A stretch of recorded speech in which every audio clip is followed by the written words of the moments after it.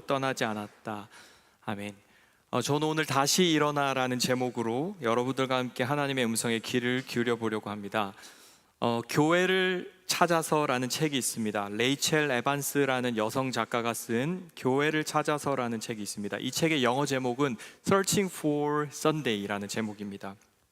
한글로 번역이 된 책이고요.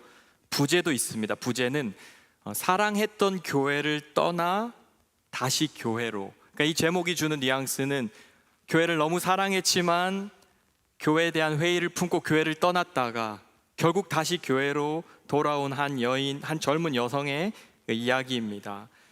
이 저자를 좀 소개해드리면 텍사스 오스틴이라는 도시에서 아주 전통적인 신앙 교육을 받고 자랐습니다. 어려서부터 주일학교가 익숙했고 온 가족이 하나님을 예배하고 헌신하는 일에 익숙한 사람이었습니다. 그러던 어느 날 모든 것이 의심스러워졌습니다.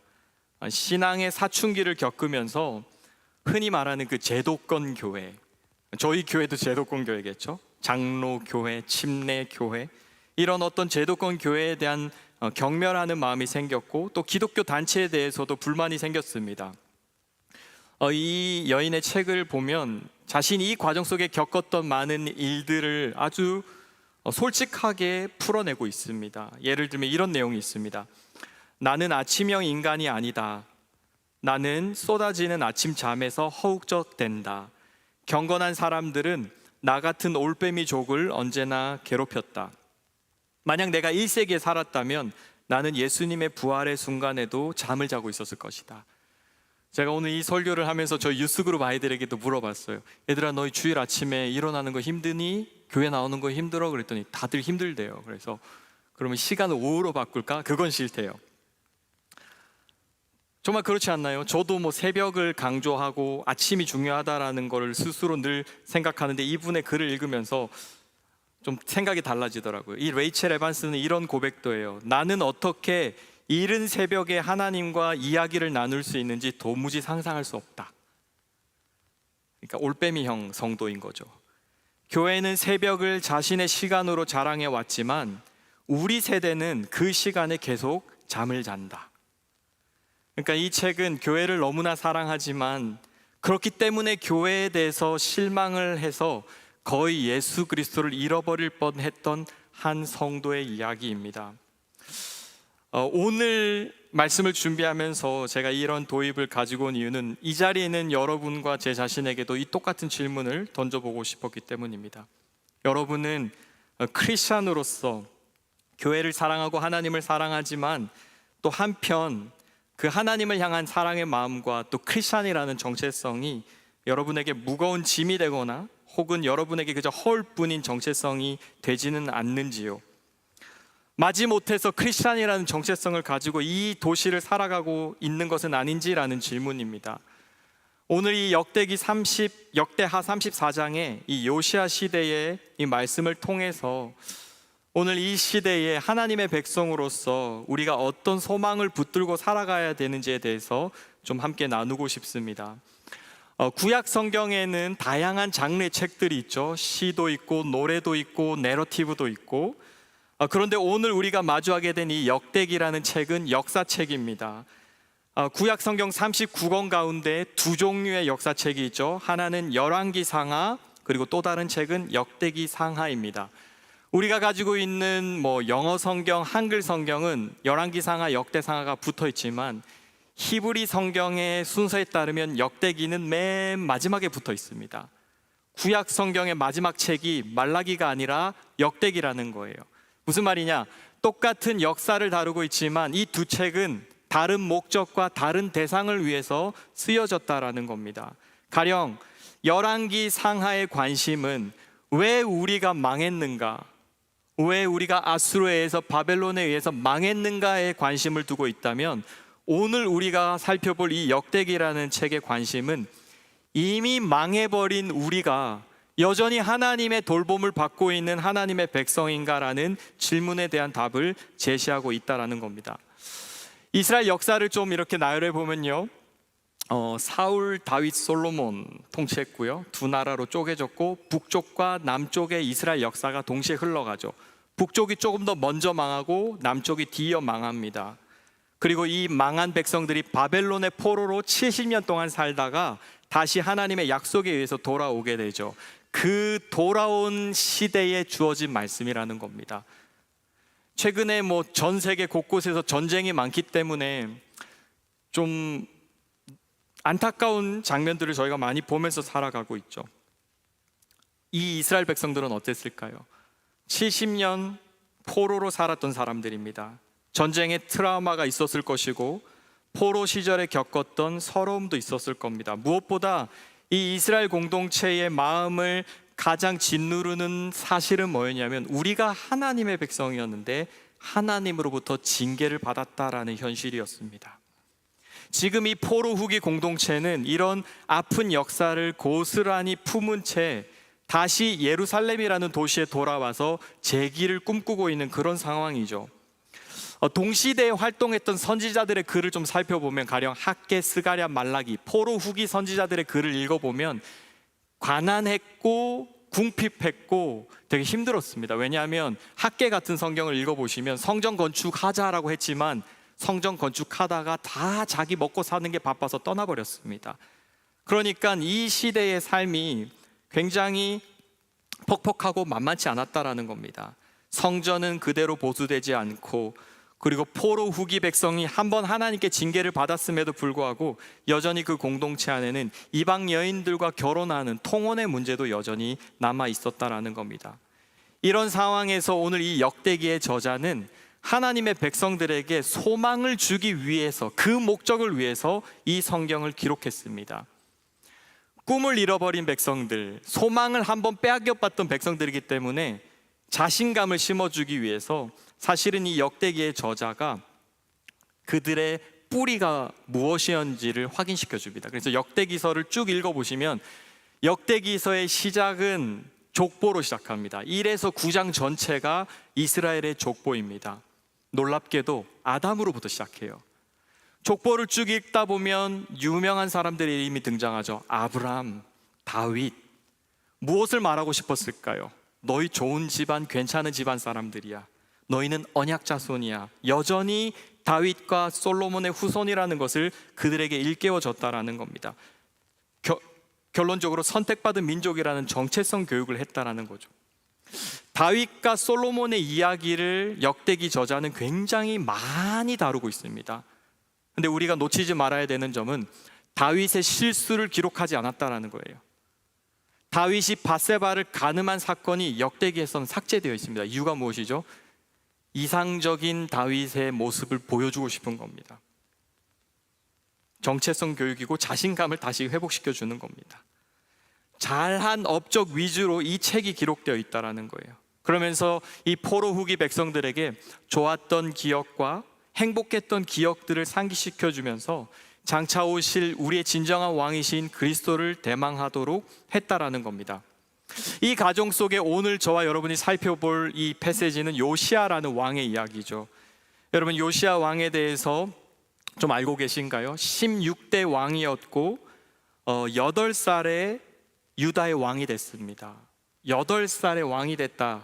좀 감이 안 오시죠? 저희 딸 누리가 7살입니다. 내년에 이 친구가 왕이 되는 겁니다. 확실한 건 그 나라에 살면 안 됩니다, 여러분. 도망쳐야 합니다. 더군다나 집안 내력을 좀 생각해 보면 할아버지가 므낫세였고 아버지가 아몬이었습니다. 제가 이걸 말씀드린 이유가 둘 다 하나님 앞에 인정받지 못한 왕이었습니다. 므낫세는 대표적인 악한 왕이었습니다. 우상 숭배를 했던 왕이죠. 예루살렘을 온갖 우상으로 들끓게 했고 그의 아버지 아몬 왕 역시 이 할아버지의 어두운 영적 유산을 해결하지 못했습니다. 신앙적으로 완전히 무너진 이 가문에서 그런데 하나님을 두려워하는 왕이 등장합니다. 사실 저는 이 말씀을 묵상하고 큐티하면서 참 좋았어요. 왜냐하면 하나님은 이런 일도 하시는구나. 별 볼 일 없는 집안에서도 인물을 만들어내시는구나. 요시야라는 이 젊은 왕이 등장해서 하나님을 찾기 시작하는 것이죠. 오늘 이 요시야의 모습 속에서 저는 세 가지를 여러분들과 함께 나누려고 합니다. 첫 번째는 요시야가 하나님을 찾기 시작하다. 두 번째는 요시야가 하나님 앞에서 마음을 찢다. 그리고 마지막은 요시야가 이스라엘 공동체를 하나님 앞으로 이끌었다. 자, 이 포로 후기 공동체에게 보여주는 요시야의 첫 번째 모습은 그가 하나님을 찾기 시작했다라는 겁니다. 3절 말씀 한번 보실까요? 3절 말씀. 네, 우리 같이 한번 읽어보겠습니다. 시작.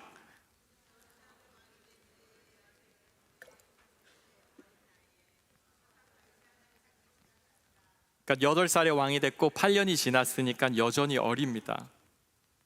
그런데 아직도 매우 어린 나이에 그가 하나님 앞에서 자신의 삶의 태도를, 방향을 바꾸기 시작합니다. 어거스틴이라는 4세기 신학자가 있습니다. 그는 방탕하게 살다가 어머니의 간절한 기도 속에 예수님을 만나게 되고 결국은 크리스찬이 되어서 기독교 신앙에 대해서 아주 소중한 신학적 유산을 많이 남겨준 사람입니다. 여러분, 이 어거스틴이 하나님과 인간의 관계를 연구하면서 인간의 마음에 대한 통찰을 많이 남겼죠. 근데 그가 사랑을 어떻게 이해했냐면 사랑은 마음의 기울어짐이다라고 했습니다. 쉽게 말해서 우리는 사랑하는 쪽으로 우리의 마음이 더 기운다라는 것입니다. 여러분이 뭔가를 선택하면 여러분이 입으로 고백하지 않더라도 여러분의 사랑이 드러난 것입니다. 우리가 사랑하는 쪽으로 모든 의지와 선택이 향한다라는 것이죠.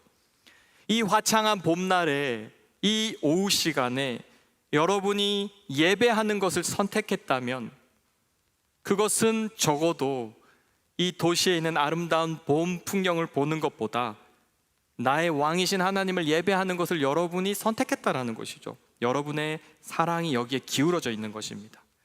여러분이 주말에 어떤 휴식 대신 하나님을 경건하게 예배하기로 선택했다면 그것 역시 여러분의 마음이 하나님을 향해 기울어져 있었다라고 할 수 있는 것이죠. 그래서 여러분, 어거스틴은 사랑과 의지가 동의어라고 했습니다. 의지도 사랑이고 사랑도 의지인 것이죠. 여러분, 16살의 요시야가 하나님을 찾기 시작했습니다. 뭐죠? 그가 하나님을 사랑하기 시작한 것입니다. 요시야의 마음이 하나님을 향해서 기울어지고 있었다라는 겁니다. 말로만 하는 사랑, 지식으로만 하는 사랑이 아니라 진정으로 그가 하나님을 더 간절히 찾기로 선택을 했다라는 겁니다. 자, 지금 요시야가 통치하고 있는 이 시대는 온 이스라엘 전역에 온갖 종류의 우상들이 들끓고 있는 상황입니다. 여러분, 요시야가 왕궁에 살면서 눈을 조금만 들어보아도 아마 우상 제단들이 전 보였을 거라고 생각해요. 왜냐하면 예루살렘에 가보시면 예루살렘은 실제로 해발 700m, 800m 고지대입니다. 그리고 예루살렘 성전에 가보시면 주변에 산들이 보여요. 올리브산, 예수님이 성경에 하셨던 그게 다 보여요. 그러니까 요시야는 왕으로서 하나님을 찾는 동시에 이 땅에 가득한 우상의 제단들을 보았을 겁니다. 그런데 요시야의 마음이 하나님을 향해서 기울기 시작하자 요시야는 어떤 일을 벌이죠? 유다와 예루살렘을 중심으로 이스라엘의 전역에 있는 우상들을 하나하나 제거해 버립니다. 엄청난 종교개혁입니다. 여러분, 성경이 자세히 기록하지 않아요. 그냥 모든 우상들을 제거했다. 근데 저는 이 장면도 묵상하면서 얼마나 치열했을까라는 생각을 해보았어요. 가령 이런 거예요. 얼마 전 PD수첩에서 통일교라는 사이비 종교의 문제를 다뤘더라고요. 이게 이렇게 단순한 사이비 문제가 아니더라고요. 이 사이비 문제가 정치와 돈과 같이 가더라고요. 마찬가지로 요시야가 이스라엘 땅에 종교개혁을 시도했을 때 엄청난 반대가 있었을 겁니다. 이건 영적 전쟁이었을 겁니다. 그런데 그 일이 진행되고 이루어지죠. 언제 어떻게 이런 일이 시작되었습니까? 요시야 왕이 하나님을 찾기 시작할 때. 오늘 저는 이 장면에서 저와 여러분에게 한번 도전하고 싶은 질문이 이겁니다. 나는, 나의 마음은, 나의 삶의 방향은 지금 어디를 향하고 어디를 향해 기울어져 있는가? 너무나 똑같은 일상이 반복돼서 나는 혹시나 하나님도 없는 듯 살아가고 있는 것은 아닌가? 아니면 반대로 오늘 요시야처럼 하나님을 향해서 내 마음을 향하고 내 모든 평범한 일상 속에서 하나님을 생각하며 살아가는 연습을 하고 있는가?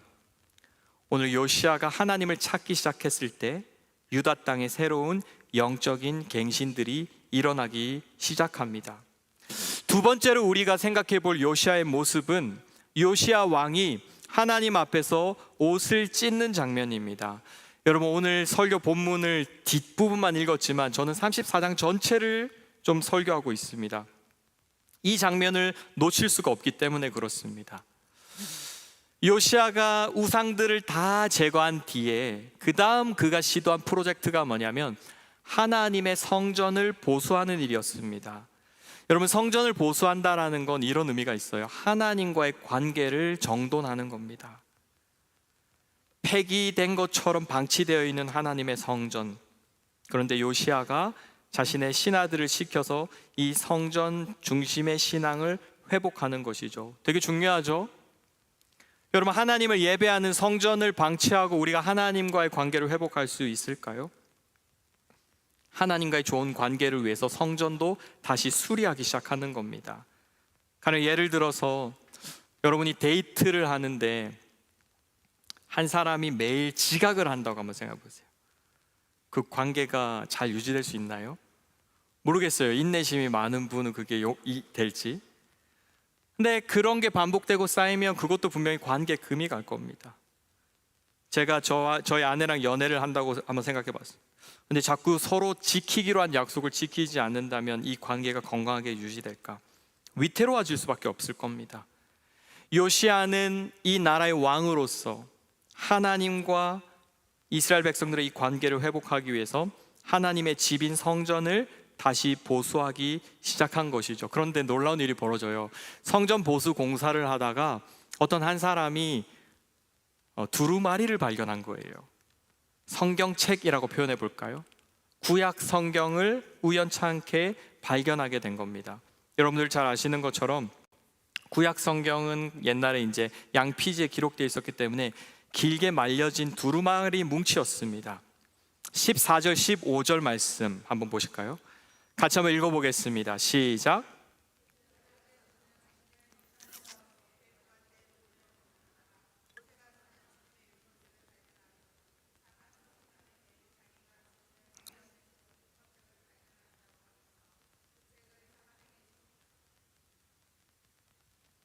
그려지시나요?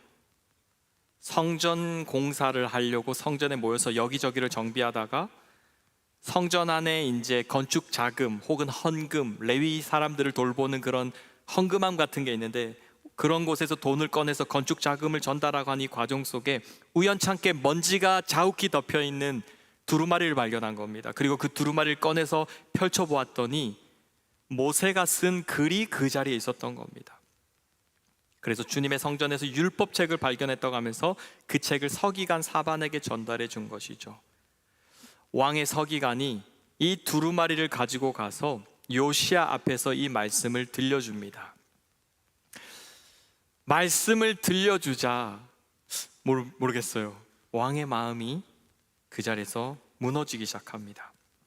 전 이게 하나님의 은혜라고 생각해요. 왜냐하면 다른 성경에 보면 이 두루마리를 읽어주는 또 다른 에피소드가 있어요. 예레미야서에 보면. 근데 그 장면에서는 이 왕이 이 두루마리 읽어주니까 두루마리 내용을 듣다가 너무 화가 나서 그 두루마리를 자기가 지금 불 떼고 있다 그 불의 아궁이에 던져버리거든요. 그러니까 이게 당연한 행동이 아니라는 거예요. 이 두루마리의 말씀을 읽어주자 왕의 마음이 낮아지고 그가 하나님의 말씀 앞에 반응하기 시작합니다. 겸손한 마음이고 부드러운 마음이었습니다. 여러분도 이런 경험이 분명 있으시지 않나요? 여러분이 설교를 듣거나 하나님의 말씀을 읽을 때 내가 전혀 기대하지 않았던 순간에 내 영혼의 마음이 건드려지는 것이죠. 모든 예배가 이런 특별한 체험이 될 필요는 전혀 없을 겁니다. 왜냐하면 하나님은 특별하게 역사하지 않으셔도 일하고 계시기 때문이죠. 오늘 이 평범한 주일 예배 속에서도 하나님은 하나님의 일을 하고 계실 겁니다. 당연히요. 그러나 때로는 우리가 생각지도 못한 순간, 생각지도 못한 장소, 생각지도 못한 때에 우리는 조금 더 선명하게 하나님을 만나는 때가 종종 있습니다. 하나님의 임재가 강하게 느껴지는 순간이죠. 다른 사람은 모릅니다. 그런데 나는 알 수 있습니다. 하나님이 지금 나에게 이 부분을 말씀하시는구나. 요시야 왕은 율법의 이야기를 귀로 듣고 마음으로 들을 때 분명한 것을 깨달았습니다. 아, 하나님이 우리 민족이 하나님으로부터 얼마나 멀리 떨어져 있는지를 말씀하고 계시는구나. 그래서 그는 상징적으로 자신의 옷을 찢고 하나님 앞에 엎드린 것입니다. 왕의 회개이고 왕의 낮아짐이었습니다. 여러분, 교회사를 보면 교회 역사 속에 이렇게 하나님의 역사가 흥왕했던 부흥의 시절들이 종종 있었습니다. 근데 여러분, 부흥의 시절에는 항상 뭐가 있냐면요, 하나님에게 완벽하게 사로잡혀 있는 설교자들이 있었습니다. 이 강단이 회복되고 살아있지 않는 한 부흥은 일어나지 않습니다. 그런데 특별히 미국 땅에도 부흥의 역사가 많았는데 하나님의 말씀에 압도된 하나님의 설교자들이 설교를 했을 때 많은 회중들의 마음속에 변화들이 일어났습니다. 여러분, 뉴욕에서 가까운 커네티컷이라는 지역이 미국 부흥사에서 정말 중요한 장소입니다. 1734년, 35년 이 커네티컷 강 유역에 있었던 여러 지역교회가 하나님의 놀라운 부흥을 경험했습니다. 조나단 에드워즈, 미국 역사상 가장 위대한 신학자로 불리는 조나단 에드워즈를 통해서 하나님은 그 지역에 있는 평범한 교회들을 깨우셨습니다. 여러분, 에드워즈의 글을 읽어보면 본인이 설교하기 위해 강대상에 섰을 때 설교를 시작하기도 전에 회중들이 이미 흐느끼고 있었다라는 기록들이 있습니다. 주일학교 아이들 가운데 10시간, 12시간 회개를 했다라는 기록들이 있습니다. 이건 사람이 할 수 있는 일이 아닙니다.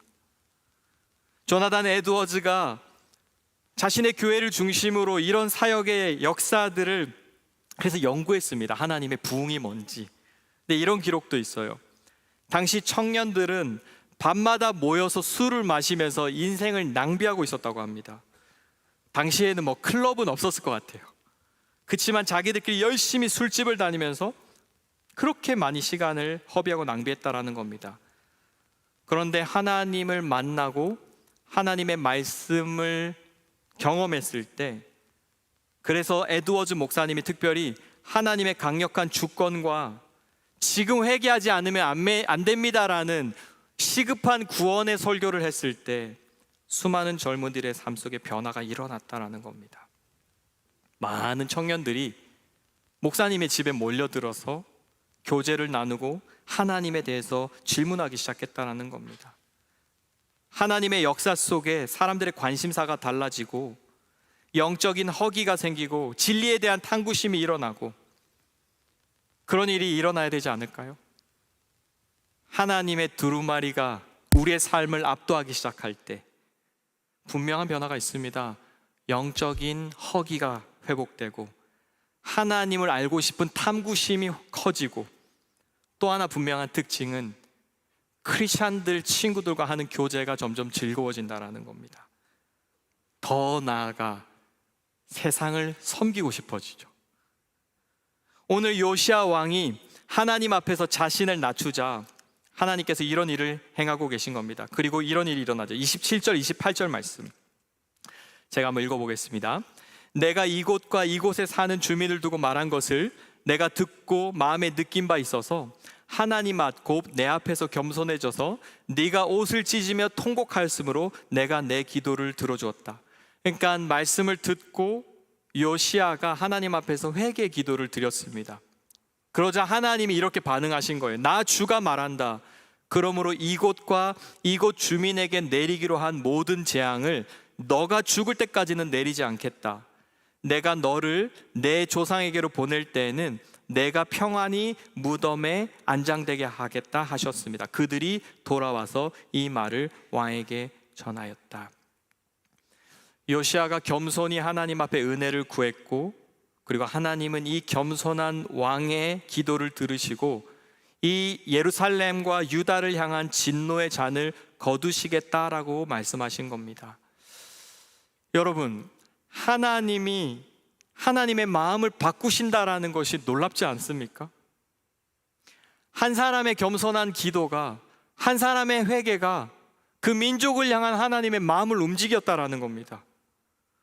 우상으로 들끓는 이 예루살렘을 향해 하나님은 진노를 퍼붓기로 작정하고 계셨는데, 한 왕이 가슴을 찢고 하나님 앞에 엎드렸을 때 하나님은 그 도시를 향한, 그 민족을 향한 하나님의 진노의 타이밍을 무려 30년 뒤, 몇십 년 뒤로 미루셨다라는 겁니다. 그리고 오늘 우리가 읽은 이 본문이 요시야의 반응입니다. 이런 하나님의 약속을 듣자 요시야 왕이 어떻게 반응을 하죠? 사람들을 다 불러 모아서 성전으로 함께 나아갑니다. 그리고는 백성들에게 온 마음과 온 뜻을 다해서 여호와 하나님 한 분만을 사랑하자고 촉구하는 것입니다. 30절, 31절 말씀입니다. 30절, 31절 말씀 제가 한번 읽어보겠습니다. 같이 한번 읽어볼까요? 시작.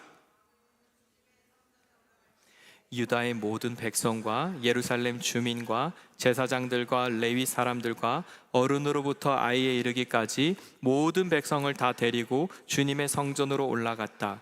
그때의 왕은 주님의 성전에서 발견된 언약책에 적힌 모든 말씀을 사람들에게 크게 읽어 들려주도록 하였다. 왕은 자기의 자리에 서서 주님을 따를 것과 마음과 목숨을 바쳐 그의 계명과 법도와 규례를 지킬 것과 이 책에 적힌 언약의 말씀을 지킬 것을 맹세하는 언약을, 왕이 하나님 앞에 깨어졌고, 그리고 왕이 하나님의 은혜의 응답을 받았을 때 이 왕은 이제 성전으로 나아가면서 모든 백성들에게 함께 나아가자라고 권면하고 있습니다. 요시야가 하나님 앞에서 겸손히 엎드릴 뿐만 아니라 모든 백성들이 함께 하나님 앞에 헌신하도록 언약을 갱신하는 것이죠. 한 왕이 하나님을 찾기 시작했을 때 생각지도 못한 놀라운 일들이 벌어지고 있는 것입니다. 한 왕이 하나님 앞에서 자신의 삶을 겸손히 낮추고 은혜를 구했을 때 하나님은 다시 한번 이 공동체에게 일어설 수 있는 기회를 허락해 주시는 것입니다. 여러분, 요시야의 종교개혁이 되게 유명한 장면이죠. 왜냐하면 계속 우상숭배하던 이 민족의 그 영적인 흐름을 한번 뒤바꾼 사건이거든요. 그러나 오늘 이 요시야를 통해서 시작된 이 개혁은 안타깝지만 한계를 가진 개혁이었습니다. 이스라엘의 거룩한 결심이 동요되었고, 우리 이제부터 하나님 한 분만을 사랑합시다라고 모두가 함께 모여 결단했지만 요시야가 사는 날 동안만 그 일이 유효했다라는 겁니다. 요시야 왕이 죽었을 때 이 유다의 역사는 다시 하나님을 떠나 우상을 숭배하는 역사로 다시 되돌아가는 것이죠. 좀 이렇게 이해해 보면 어떨까요? 우리가 하나님을 사랑하겠습니다라는 고백만으로 그분을 사랑할 수 있을까요? 결혼한 커플들이 많습니다. 결혼할 때 결혼 서약을 하죠. 일평생 당신만을 사랑하고 섬기겠습니다. 그러나 그 약속을 지키는 것은 단순히 입술의 고백만으로, 헌신만으로는 되지 않는다라는 겁니다. 저희 부부도 예외가 아닐 것입니다. 여러분, 나의 힘과 노력과 의지만으로 이룰 수 없다라는 겁니다. 하나님과 우리 관계 안에서도 우리가 하나님을 사랑하겠습니다라는 이 고백만으로는 그 약속을 지키는 것이 쉽지 않다라는 것이죠. 실제로 유다의 역사는 아름답게 흘러가지 않습니다. 이스라엘 백성들은 또다시 하나님을 배반하고 이방 나라 눈치를 보고 온갖 우상들을 섬기다가 결국은 바벨론이라는 대제국에 의해서 멸망을 당하게 되는 것이죠. 여러분, 누가 하나님과의 약속을 끝까지 지킬 수 있을까요? 오늘 요시야가 굉장히 부담스러운 약속을 요구했거든요. 우리 마음과 뜻과 정성과 목숨을 다해서 하나님 한 분만을 사랑합시다. 그랬더니 백성들이 그렇게 대답한 거예요. 예스, 아멘. 우리 이제 그렇게 살아봅시다. 그런데 우리는 이스라엘 역사를 통해서, 그리고 우리의 일상을 통해서 잘 알고 있습니다. 누가 모세의 두루마리에 기록되어 있는 그 하나님의 기대치를 다 준수할 수 있느냐라는 것입니다. 역대기에 훌륭한 왕들이 등장하죠. 다윗, 솔로몬, 히스기야, 요시야. 공통점이 뭐죠? 훌륭한 왕이었지만 실패했다라는 겁니다. 이스라엘 사람들이 그토록 존경하는 다윗도, 여러분, 다윗도 실패한 왕이었습니다. 이 구원의 스토리는 우리에게 한 분 실패하지 않는 왕을 바라보도록 하는 것이죠.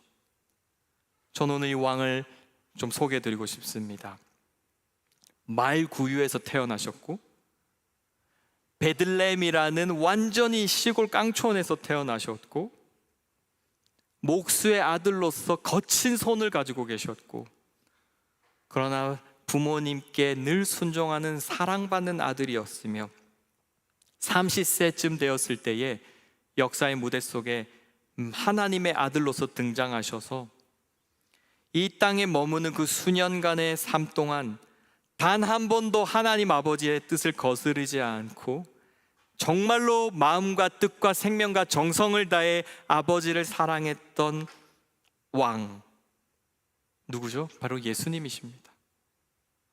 예수님은 하나님께서 명령하셨고 기대하셨던 그 어떤 법도 어기지 않으셨고, 더 나아가 마지막 순간에 하나님이 너가 십자가에 가서 죽어야겠다라고 요구하셨을 때 기꺼이 십자가에 나아가 하나님의 저주를 감당하셨습니다.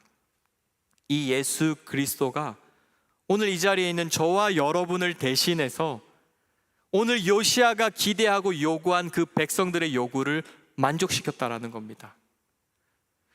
하나님이 있고 하나님의 공동체가 있었습니다.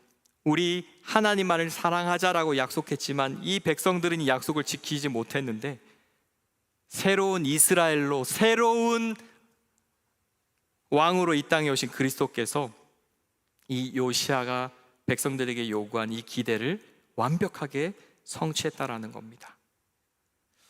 오늘 이 말씀을 정리하면서 오늘 이 요시야의 개혁이 저와 여러분의 삶 속에 어떻게 좀 적용될 수 있을까요? 저는 간단히 세 가지로 좀 정리를 해보려고 합니다. 오늘 이 요시야의 이야기가 우리의 삶 속에 어떻게 좀 적용될 수 있을까? 첫 번째입니다. 모든 변화의 출발점은 환경이 아니라 나 자신입니다.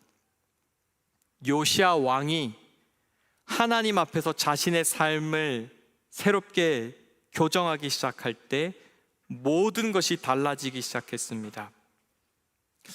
작은 변화입니다. 그러나 큰 변화입니다. 오늘 이 자리에서 저와 여러분이 하나님 앞에서 우리의 삶의 방향을 조금만 조율해도 새로운 상황들이 우리 앞에 펼쳐진다라는 것이죠. 두 번째로 우리가 적용하고 싶은 것은, 진정한 회복은 회개를 수반한다라는 것입니다. 하나님과 우리 사이의 관계의 회복은 회개에서 출발합니다. 요시야 왕은 서기관 사반이 두루마리를 읽을 때 하나님 앞에서 자신의 옷을 찢고 하나님 앞에 엎드렸습니다. 오늘 이 자리에 있는 우리 모두가 하나님 앞에 겸손히 엎드리는 은혜가 있어야만겠습니다. 마지막 세 번째 적용입니다. 요시야 왕의 개인의 부흥은 자신만의 부흥으로 끝나지 않았습니다. 이 요시야는 모든 백성들에게 함께 하나님을 향해 나아가자라고 권면했습니다.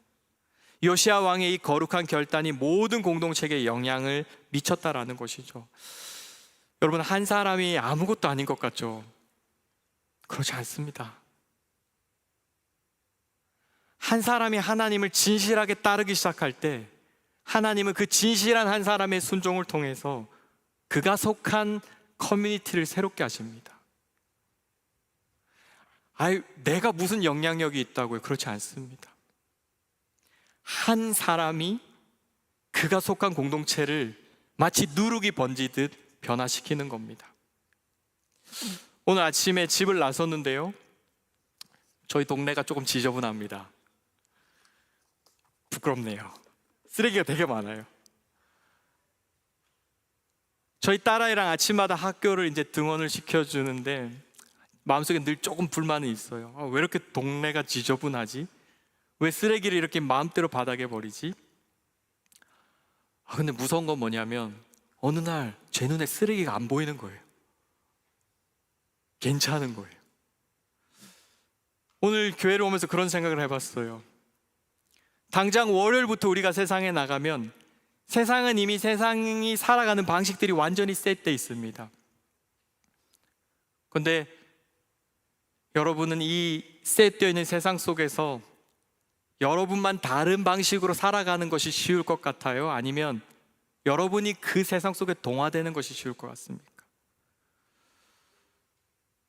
자연스러운 건 동화되는 거죠.